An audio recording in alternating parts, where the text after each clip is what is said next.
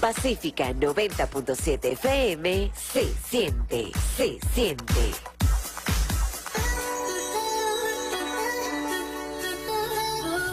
Buenas tardes, seguimos con Neuronas al Aire, la revista radial de la salud.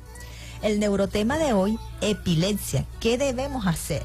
Doctor Ángel, vamos a hacer un pequeñito resumen de lo que hablamos la semana pasada. ¿Qué es una epilepsia para que nuestros neuros amigos que no nos escucharon la semana pasada puedan entender qué es una epilepsia? Sí, señor, fíjese, vamos a dar continuidad con un tema que definitivamente tiene que traer a colación Neuronas al Aire.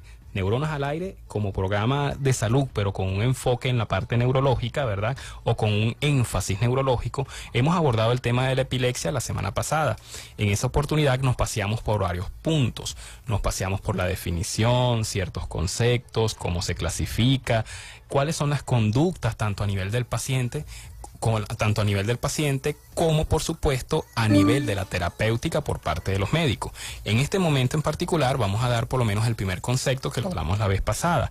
El término convulsión, que eso lo dicen las mamás con bastante frecuencia. Convulsión se refiere a esa actividad motora, a los movimientos que se generan de forma involuntaria, paroxística, brusca, que se genera por descargas cerebrales. Es decir, descargas cerebrales generan esos movimientos. Eso lo vamos a denominar convulsiones. Mientras que la crisis epiléptica se refiere a esas descargas hipersincrónicas a nivel cerebral que pueden desencadenar síntomas tanto motores como no motores. Cuando son de tipo motor le podemos llamar convulsiones, pero cuando no son de tipo motor, es decir, que no implica movimiento, se llama también crisis epiléptica, ¿ok?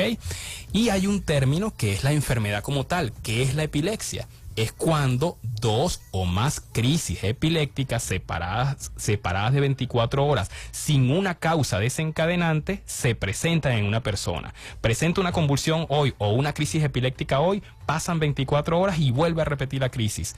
Eso, por lo menos clínicamente, nos puede hacer pensar en una epilepsia si no había un desencadenante de esas crisis. No fue por fiebre, no fue por un trastorno hidroelectrolítico, en fin, no hubo una causa sintomática de la epilepsia. Muy interesante. También hoy en día las epilepsias son conocidas como trastorno del espectro epiléptico, Ángel. ¿Por qué? Por sus diferentes causas, sus diferentes tipos de crisis, su capacidad para variar en gravedad y el impacto que causa de persona a persona. De hecho, antes se hablaba la epilepsia, están tratando de ahora cambiar la terminología a las epilepsias por el tipo de causas que lo están produciendo. Hablando de las causas, Ángel, ¿qué causas son las más frecuentes? ¿Cuáles son las más frecuentes que tenemos para inducir a una epilepsia? Lamentablemente, ¿verdad? En la clasificación de la epilepsia, la mayoría corresponden a las idiopáticas. Explico mejor para nuestros oyentes. Idiopática significa que en el gran porcentaje de los casos no se logra determinar una causa para esa epilepsia. Hasta un 60-70% de los casos no se le consigue una causa. A esas les llamamos idiopáticas. Cuando sí le conseguimos una causa, un tumor, un sangrado, una hemorragia, una lesión estructural a nivel del cerebro, le llamamos sintomática. ¿Por qué? Porque conseguimos una lesión a nivel cerebral. Cuando nosotros encontramos que la epilepsia no le consigues nada en la resonancia, no le consigues nada. Ni en el electroencefalograma. En el electro puede estar normal o no. ¿Entiendes? Pero allí en esos casos podemos encontrar enfermedades raras o enfermedades como errores innatos del metabolismo que pudiera ser lo que anteriormente le llamaban probablemente sintomáticas.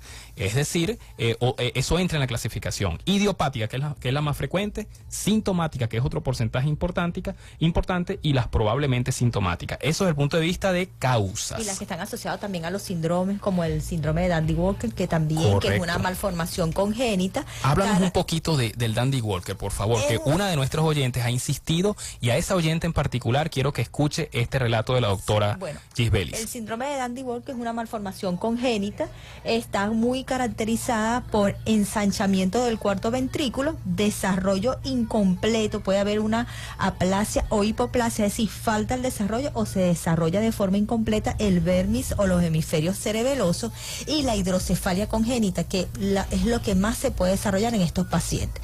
Una de las preocupaciones de los pacientes es cómo hago para diagnosticar. Se puede hacer el primer diagnóstico a través de ultrasonido mientras la persona está en gestación, y una vez que el paciente nazca, se pueda realizar una tomografía o una resonancia, que es lo más indicado para determinar la causa o para ya comprobar el diagnóstico como tal del síndrome. Pero en sí tienen que recordar 3 cosas: ensanchamiento del cuarto ventrículo, hipoplasia o falta de lo que es el vermi y la parte cerebelosa, y la hidrocefalia como tal. Esa persona, ¿verdad?, que nos hace esta pregunta, ella su preocupación era si ese era el único caso en Venezuela. No, es decir, no es el único caso. Lo que pasa es que tiene una prevalencia baja. De hecho, va de 1 por cada 25.000 a 30.000 nacidos vivos. Entonces, no es el único caso, pero y también es importante recordar que muchas de este síndrome vienen asociados con microcefalia, pacientes con cabeza, el perímetro cefálico del cráneo pequeño, holoprosencefalia, que son alteraciones de la migración cerebral. Y bueno, eso es importante mencionarlo. ¿Es importante que un neurocirujano opine en ese síndrome? Sí, claro que sí, por la hidrocefalia que realizan estos pacientes. Correcto, ¿verdad? Entonces, tocando ese punto, ¿verdad?, del dandy worker, en alusión pues a esa persona que está interesada. Y recordar que es más frecuente en el sexo femenino. Correcto, el dandy worker. Ok. Con respecto a la epilepsia, recuerden que el porcentaje es aproximadamente del 1 al 2% de la población general, ¿ok? Generalmente predominan en menores de 15 años. Los niños son protagonistas en el caso de la epilepsia, ¿ok? Si bien es cierto que se puede presentar a cualquier edad, desde el mismo momento que se nace un niño puede presentar crisis epiléptica y hasta en la vejez se puede presentar, el rango mayor de casos de crisis epilépticas ocurre en menores de 15 años. Y es importante recordar, Ángel, que cualquiera persona puede desarrollar esta epilepsia. Es decir, no tiene edad, no tiene distinción de clase social, de política, de religión. Bueno, vamos a un corte musical. Se siente. Les recordamos que estamos en Neuronas al Aire por la 90.7 FM. Doctor Ángel, estamos comentando acerca de la epilepsia, ¿qué debemos hacer? Quería saber qué hace una madre una vez que su hijo convulsiona, cómo es el tratamiento, cuál es el diagnóstico, cómo usted nos orientaría ahí. Bueno, en aras del tiempo vamos a ser muy concretos, ¿ok? Pero debemos decirle a la madre que debemos hablar con ella. Lo primero es saber por qué está convulsionando o por qué está presentando esa crisis. Es allí donde es importante acudir a la parte médica. Debemos saber si esa crisis obedece realmente o tiene una causa epiléptica o obedece a otras razones. No solamente se convulsiona por razones de epilepsia, ¿ok? ¿Qué otra cosa es importante? Realizar los estudios que convengan hacer. Generalmente estudios electroencefalográficos, a veces resonancia magnética cerebral o tomografía, según sea el caso. Y por supuesto, en base a ello y la clínica, que es lo más importante, decidir la medicación, ¿ok? Eso con respecto a lo que es la parte de qué se debe hacer. Buscar ayuda médica, definir la causa por qué la tiene y hacer los estudios que correspondan. Perfecto, doctor. Una vez que, ¿cuáles serían los estudios y por lo menos una orientación con respecto al tratamiento? Okay. ¿Quién hace el seguimiento de la epilepsia? Ok, evidentemente la parte es una especialidad médica que es la que nosotros hacemos, que es la neurología infantil en el caso de los niños y la neurología clínica del adulto en el caso de los adultos. Ok, pero es importante que un paciente con epilepsia tenga un seguimiento neurológico adecuado. Y el cumplimiento del tratamiento. Y el cumplimiento del tratamiento es determinante. Lastimosamente en nuestro medio el cumplimiento ha sido bastante difícil, eso da para tratarlo en otro punto. Y bueno, yo pienso que en este aspecto vamos a dar, digamos, por finalizado el neurotema de hoy en aras del tiempo. Entonces vamos a despedir el neurotema, queda pendiente continuar hablando de epilepsia. Entonces les recordamos que estamos en Neuronas al Aire.